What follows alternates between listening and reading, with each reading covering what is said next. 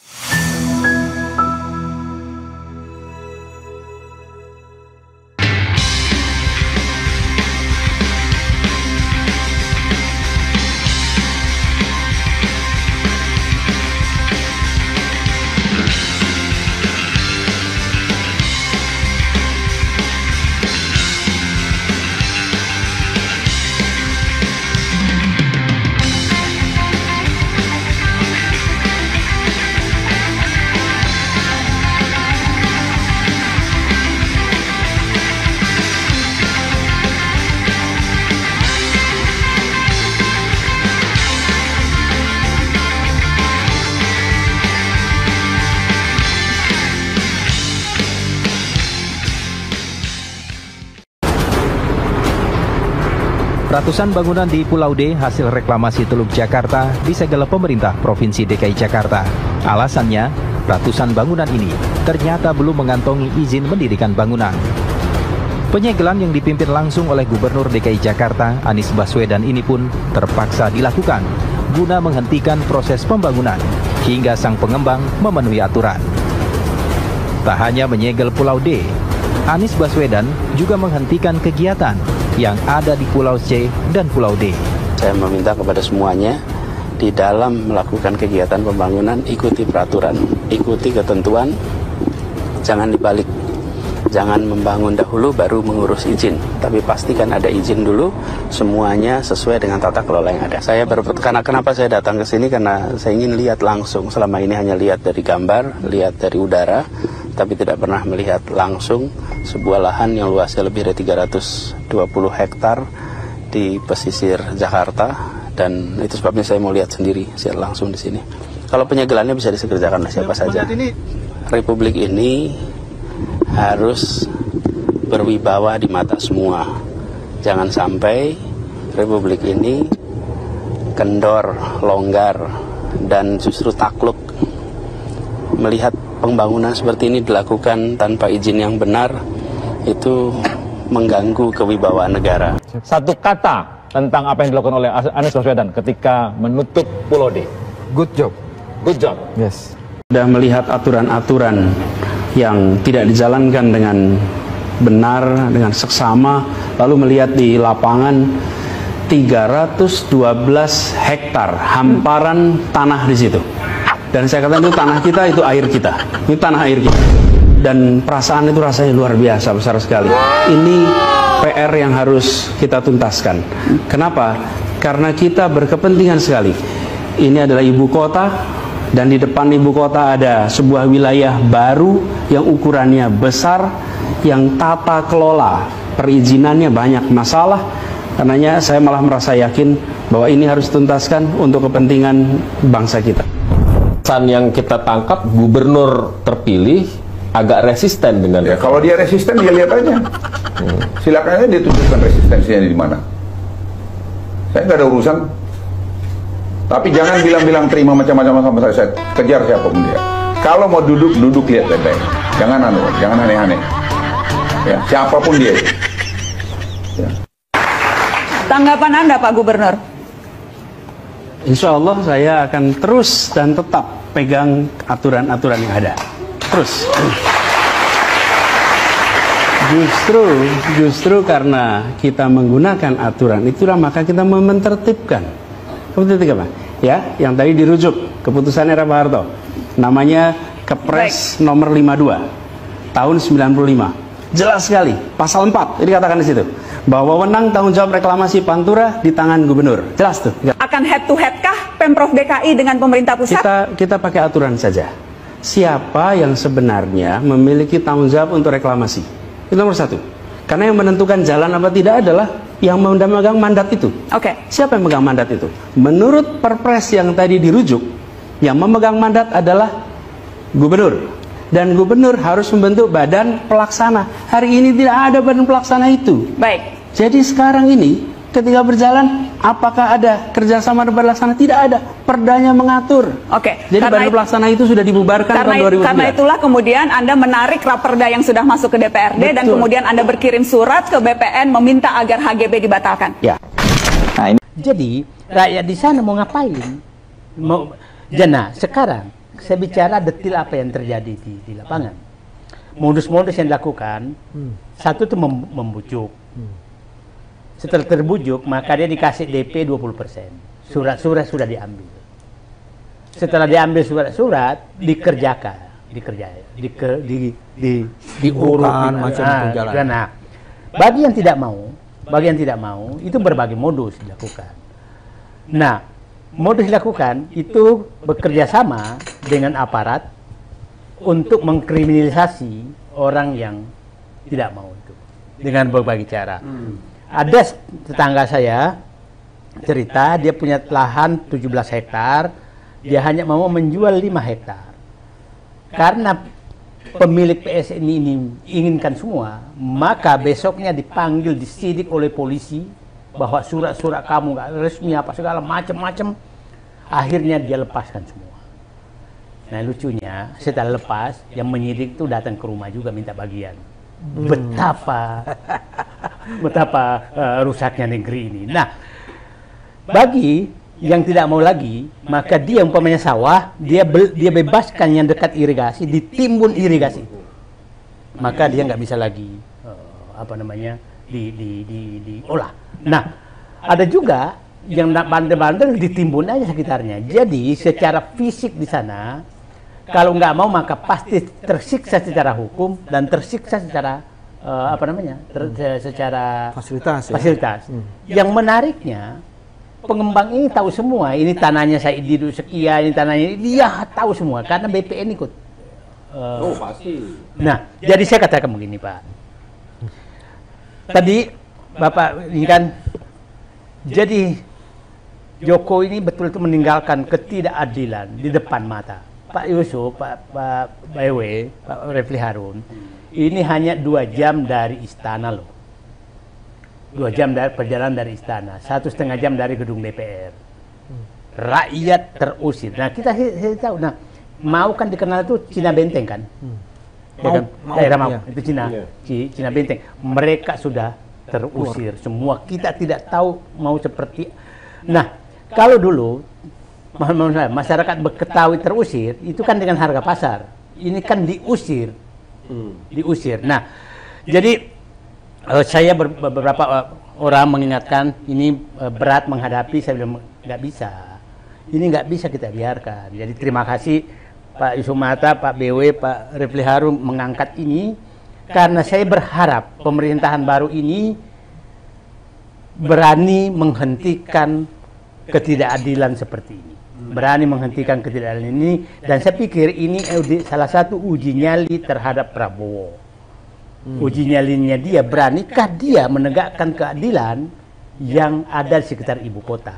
Saya membacanya ini, sepertinya ini adalah dua pembayaran terhadap gagalnya reklamasi yang digagalkan oleh Anies, sehingga diganti ini karena dia nggak bisa sentuh lagi. Nah, yang kedua sepertinya ada kaitannya juga dengan agenda politik yang baru selesai gitu, karena baru 2 hari setelah. Coba bisa bayangkan. Paling tidak analisisnya ya. Analisisnya. Nah, karena kita tahu pemiliknya siapa.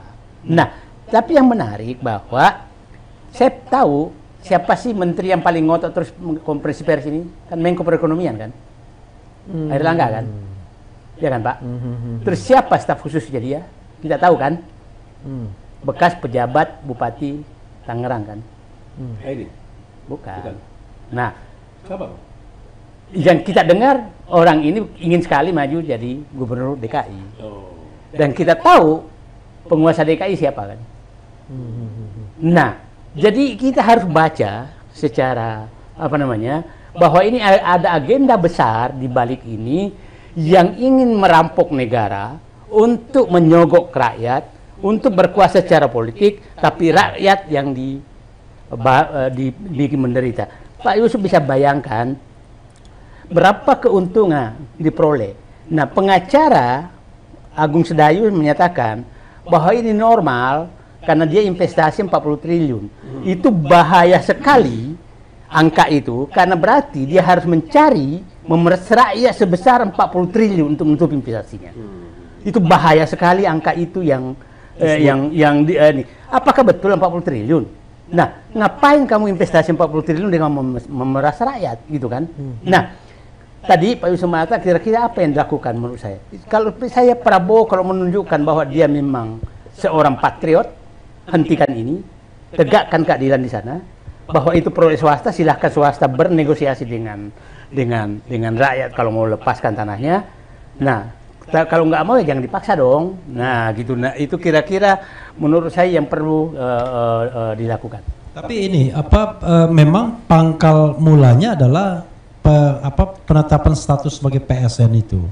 Jadi memang satu kawasan dikatakan sebagai PSN, maka memang sah untuk dilakukan pembebasan lahan.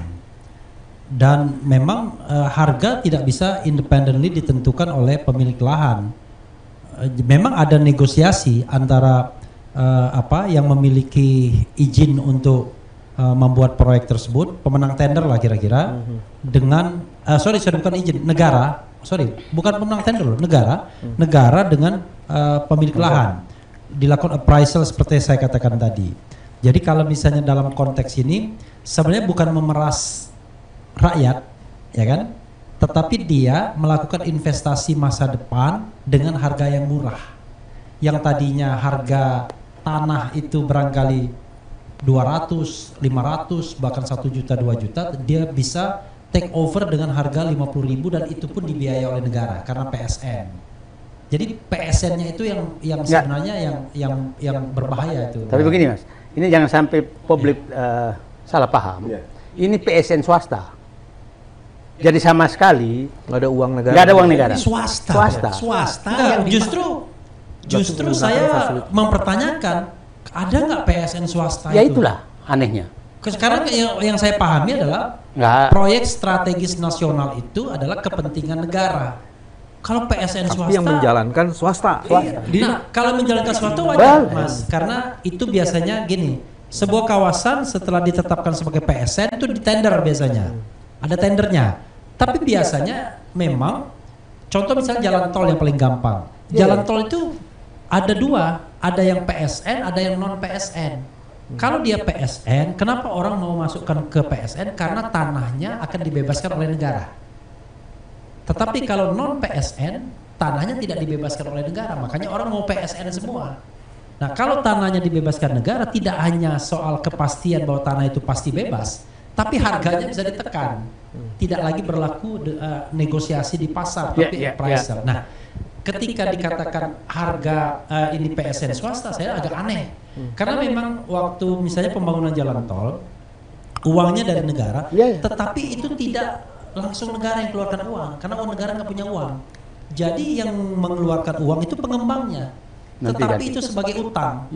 Yang akan diganti oleh negara. Nah, saya tidak tahu kalau di PIK ini nggak ada sama sekali. Tapi kan gini Bung Refli, yang terjadi di PIK ini kalau saya salah kalau dikoreksi, di situ tidak ada proyek-proyek strategis nasional, Pak. Ini membangun sebuah kawasan. Itu yang saya katakan. Maksudnya gini, proyek strategis nasional itu adalah sebuah kawasan ditetapkan sebagai proyek strategis nasional. Tidak itu, Pak. Iya, kenapa ditetapkan sebagai PSN? Payungnya saja. Jadi itu yang saya persoalkan. Kita kan bicara tentang governance. Jadi kalau menurut saya, alasannya dijadikan PSN? Kalau menurut saya ini adalah membungkus pemerasan rakyat yang dilakukan oleh pengembang. Jadi saya paham itu. Makanya saya mau challenge begini. Saya kan pura-pura bodoh. Jadi kok bisa ada satu kawasan ditetapkan sebagai PSN, padahal kita nggak ngerti peruntukannya apa, nilai strategisnya bagi negara. Gitu. Kalau jalan tol kan jelas. Kalau pelabuhan jelas. Nah, ini apa? Kan ini kan produknya adalah perumahan, kawasan, pengembangan kawasan. Disebutnya kan pengembangan wisata, Pak. Ya enggak. Yang lucu pengembangan wisata. Pal desa itu hanya hutan mangrove. Hutan mangrove cuma puluhan hektar.